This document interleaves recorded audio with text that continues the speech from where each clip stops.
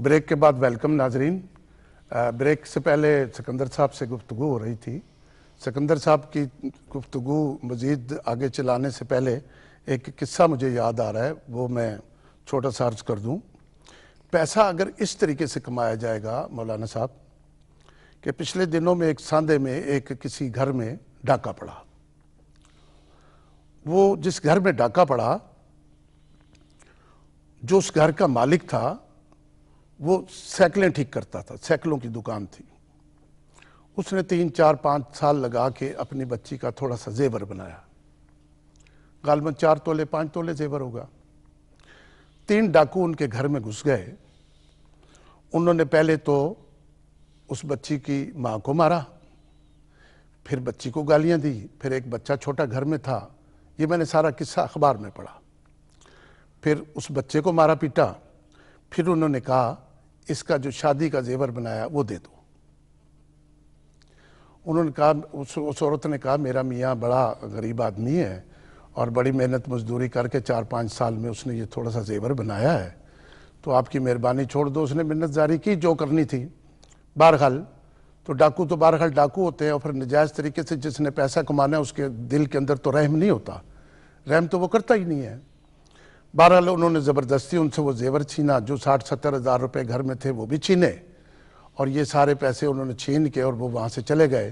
تو اس بچی کی جو ماں تھی وہ اس صدمہ برداشت نہیں کر سکی. وہ بے ہوشی میں چلی گئی. اس کے بعد اس کی ڈیتھ ہو گئی. اس کی جب ڈیتھ ہو گئی, وہ مر گئی. اس کے چند دنوں بعد اس بچی نے, جس بچی کے لیے وہ زیور بنایا گیا تھا, اس نے خودکشی کر لی. میں بھی کہ اس کے سسرال والوں نے کچھ کہا یا اس نے خود دل برداشتہ ہو کہ اس نے خودکشی کر لی. اس نے خودکشی کر لی. خامد بعد میں بیمار ہو گیا. مطلب شارٹ سٹوری کرتے ہوئے وہ سارا گھر برباد ہو گیا. کتنے 5 تولے سونے کے لیے اور 60 70 ہزار یا لاکھ روپے کے لیے. تو اگر انسان پیسے کمانے کے لیے اتنا ظالم ہوگا کہ وہ پورے کا پورا گھر تباہ کر دے گا. اور اسی طرح ہمارے ہاں کراچی میں آپ دیکھ لیں, پشاور میں دیکھ لیں, کوئٹے میں دیکھ لیں, پیسے چھیننے کے لیے, موبائل چھیننے کے لیے اور لوگوں سے گاڑیاں اور موٹر سائیکل چھیننے کے لیے بنیادی طور پہ تو یہ پیسہ ہی ہے نا جی, دولت ہی ہے. اگر ہم اتنا ظلم کریں گے, ہمارا یہ پروگرام کرنے کا یہی مقصد ہے کہ جو لوگ یہ سن رہے ہیں, جو لوگ اس پروگرام کو سنتے ہیں, وہ تھوڑی سی اپنی اصلاح کریں. مطلب پیسہ آپ کماؤ. میں یہ سمجھتا ہوں کہ ایسا کبھی ممکن نہیں ہے کہ آپ حلال کے پیسے کمائیں اور دنیا میں ترقی نہ کر سکیں. دنیا میں بہت سارے ایسے ادارے ہیں, دنیا میں بہت سارے ایسی لوگوں کی ملیں ہیں, بہت سارے ایسے کارخانے ہیں جو سراسر حلال پیسوں سے لوگوں نے ترقی کی اور آج ان کا دنیا میں نام ہے. یہ کوئی ضروری بات نہیں ہے کہ دنیا میں آپ لوٹ مار کریں گے, ڈاکے ماریں گے, چوریاں کریں گے, پیسے لوگوں سے چھینیں گے, جیبیں کاٹیں گے, تبھی جا کے آپ ترقی کریں گے. اب آپ اس گھر کا قصہ اگر آپ خود اخبار میں پڑھو, تو میں نے تو شارٹ کر کے اس کو سنایا, تو آپ کو اندازہ ہوگا کہ یہ 3 4 5 4 لاکھ روپے کے لیے اس گھر کا سارا نظام برباد ہو گیا, سارے لوگ مر گئے. اب اگر اس طرح پیسہ کمانا ہے تو ہم اصل میں پیسے کی یہ بات کریں. حلال سے تو پیسے کمانے کے لیے کسی کو کوئی پابندی نہیں ہے. دنیا کا کوئی کاروبار کرے, کسی جگہ بیٹھ جائے. ٹھیک ہے جی سکندر صاحب, تو اس قسم سے پیسہ نہیں کمانا چاہیے. دیکھیے جی, یہ پیسے سے بندے میں 2 خصوصیات پیدا ہوتی ہیں, بری خصوصیات. میں آپ کو پہلے بتاؤں, لالچ اور حسد. ٹھیک ہے. لالچ کی بنا پہ لوگ اور حسد کی بنا پہ بھی اس کے پاس اتنا پیسہ ہے, آج کل کے دور کی میں بات کر رہا ہوں, آج کے دور میں ایسا اس کے دل میں لالچ پیدا ہوتا ہے, اور جس کی بنا پہ وہ ڈکیتی کرتا ہے, وہ چوری کرتا ہے, وہ لوگوں سے پیسے چھینتا ہے, وہ لوگوں سے دھوکہ دہی بھی کرتا ہے. ٹھیک ہے. ادروائز تو یہ دولت جو ہے یہ تو انسان کی خود اعتمادی میں اضافہ کرتی ہے, اضافہ کرتی ہے. اور اگر صحیح طریقے سے دیکھا جائے اور صحیح طریقے سے سوچا جائے کہ آسان زندگی انسان کی پیدا کرتی ہے, آسانیاں پیدا ہو جاتی ہیں اس کی, اور یہ اس میں خود اعتمادی پیدا ہو جاتی ہے, معاشرے میں مقام پیدا ہو جاتا ہے انسان کا. صحیح بات. انسان کو اس کو صحیح طریقے سے استعمال کرنا ہے, اور صحیح طریقے سے پہلے حاصل کرنا ہے, پھر اس کا استعمال صحیح طریقے سے کرنا ہے. جب لالچ سے, اس کے لیے اللہ تعالیٰ نے بچنے کے لیے کہا ہے کہ آپ اللہ کا شکر کرو. ٹھیک بات. قناعت کرو, کہ اللہ کا شکر کرو جو اللہ تعالیٰ نے آپ کو عطا کیا ہے, اس میں گزارا کرو, اور حاصل کرنے کے لیے جو اس کے صحیح ذرائع ہیں اس طریقے سے حاصل کرو, محنت سے حاصل کرو. تو انشاءاللہ تعالیٰ کمپٹیشن میں نہیں جانا چاہیے، مقابلے میں آپ جا کے دولت چھینو اور دولت اکٹھی کرو. جب یہ چھینا جھپٹی اور لالچ کا جب تک انسان نہیں چھوڑے گا جی، نہیں چھوڑے گا، القناعت نہیں کرے گا، قناعت نہیں کرے گا، اور اللہ کا شکر نہیں کرے گا. شاید یہ شکر کو لوگ کوئی معمولی چیز سمجھتے ہوں. ہاں ٹھیک بات. جب اللہ تعالیٰ کا انسان شکر کرتا ہے کہ یا اللہ تو نے مجھے یہی دیا، یہی دیا، شکر ہے تیرا، اور شکر ادا کرتا ہے تو اللہ تعالیٰ بھی اس پہ اور مہربانی کرتا ہے. مہربانی کرتا ہے.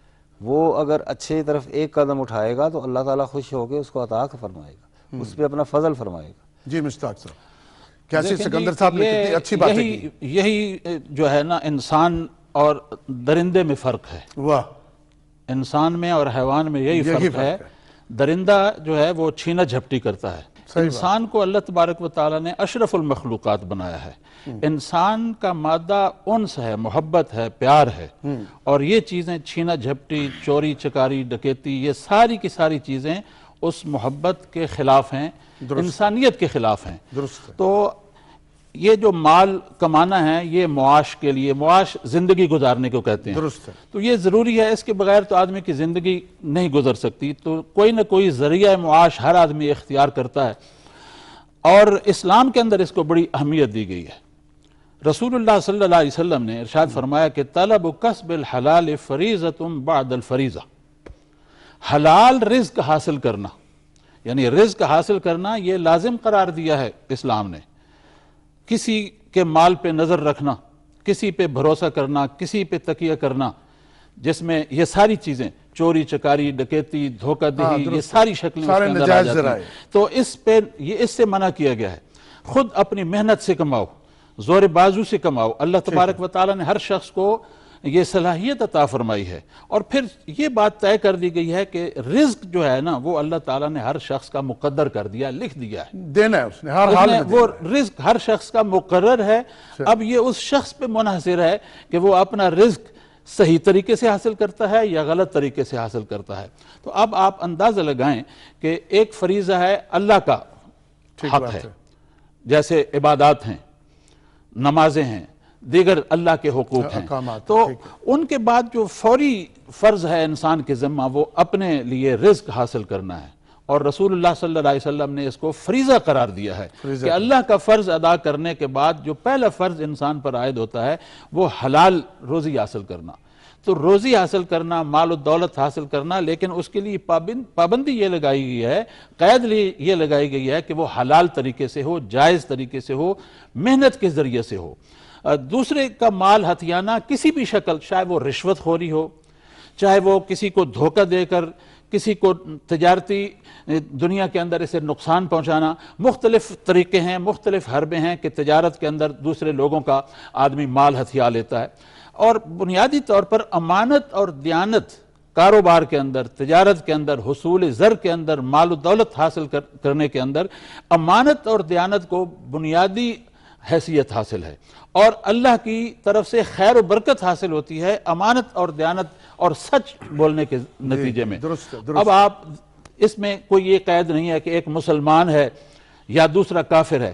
ان اصولوں کو جو بھی اپنائے گا، سچائی کو جو بھی اختیار کرے گا، امانت اور دیانت کو جو بھی اختیار کرے گا، یہ تجارت کے پنپنے اور پھلنے پھولنے کے ذریعے ہیں. امانت کے ذریعے سے، دیانت کے ذریعے سے، سچ بولنے سے آدمی ترقی کرتا ہے، پھلتا اور پھولتا ہے.